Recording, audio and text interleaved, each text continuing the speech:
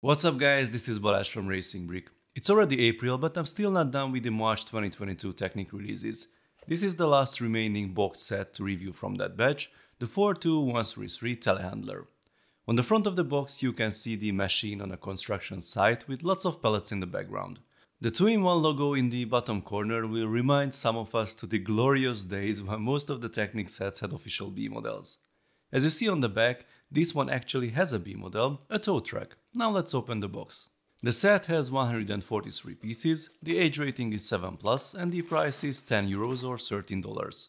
There are two unnumbered bags in the box, and what are these? A 30 module long beam and the 12 module long axle without any bags. Pretty interesting and very unusual. Why they did not fit in the big one? We have a manual besides these and apparently no sticker sheet. The manual has nothing special in it, we only get instructions for the main model here, the other is available digitally. Here's the part list, now let's start building. The build is pretty quick, here's the base with the steered front axle. There's the worm gear that will be responsible for the arm lifting functions. The cabin is constructed with layered half beams, you need to pay attention how to position those axles. The obligatory 10 seats, maybe in their most simple form ever. This linkage will operate the steering, it's a bit challenging to install. Another bunch of half beams to finish the cabin, and the hand of God knob for the steering. The first couple of medium azure pieces added, these 4 module long half beams are actually new this year in this color and they appeared first in this set. Do you know the other set that had them? Surprisingly, it was the DeLorean. 4 of them were used in the front and rear axles for no apparent reason, well with this set it makes more sense now. Installing the linkage operating the arm, this might be a bit tricky for a kid I think. 2 of the new half beams go to the other side, then comes the fork and a funky little mechanism to control the tilt. All we have left are the wheels to install, then this super complicated pallet and we are finished. So I think the look is okay for a set at this size. Interestingly, medium azure is the dominant color of the set for the first sight, but the amount of pieces in this color is actually pretty low. First function is the steering.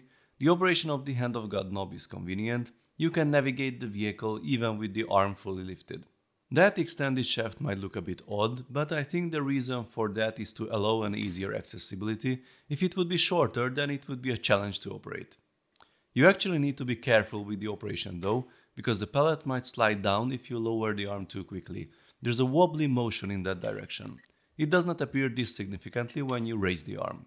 You can also tilt the fork manually with this mechanism here, and I think this might be the weakest point of the set. The range of motion is great, but if you don't pay attention to the upper end point, then you can easily disconnect that axle holding it in place, and it is quite tricky to push it back again. Otherwise the set is quite playable, you can easily practice your first steps with it as a warehouse worker. After a quick disassembly, let's see the B model. It's a nice parts pack by the way for the price, especially if you are looking for half beams. The build of the B model begins with the steered front axle, compact, simple but effective, I like that. The chassis is built quickly and we already have the lever here for the arm operation. We are almost done with the cabin and the steering knob is also in place. The arm installation is straightforward, we only have the hook left, 4 wheels and we are done. Here are the remaining pieces from the A model. I think the look is fine for a B model. It has no seat though in the cabin, no pieces left to support those 10 lift arms. Hand of God steering works great. The steering angle is kind of limited, but I think it's fine at this scale. The other function is the tow arm operation, again very simple and straightforward. The arm stays in the upper position, which is nice. It does not lock in place, but with a careful driving you won't have problems. With a few sudden movements it is possible to lower it quickly. The hook stays above the ground under normal conditions, you will only drag it on the ground if you go backwards fairly quickly. As there's no intermediate position for the arm, I don't think you will find any cars that have a correct scale and will actually stay on the hook. Maybe limiting the range of motion by default could have been a better choice, but please let me know in the comments if you have any ideas that would work. So let's sum it up. I think it's a great small set for the price, has a fair amount of functions and it is quite playable and also works well as a parts pack. It has a good looking B model, although I'm not sure that towing function would really work with anything. One remark about the age rating. This one's supposed to be a 7+ set, just like the motorcycle from the January wave, while the John Deere is an 8+ set. I think from a build complexity and functionality point of view, it really should be the other way around. This one is more simple and easier to build than these two.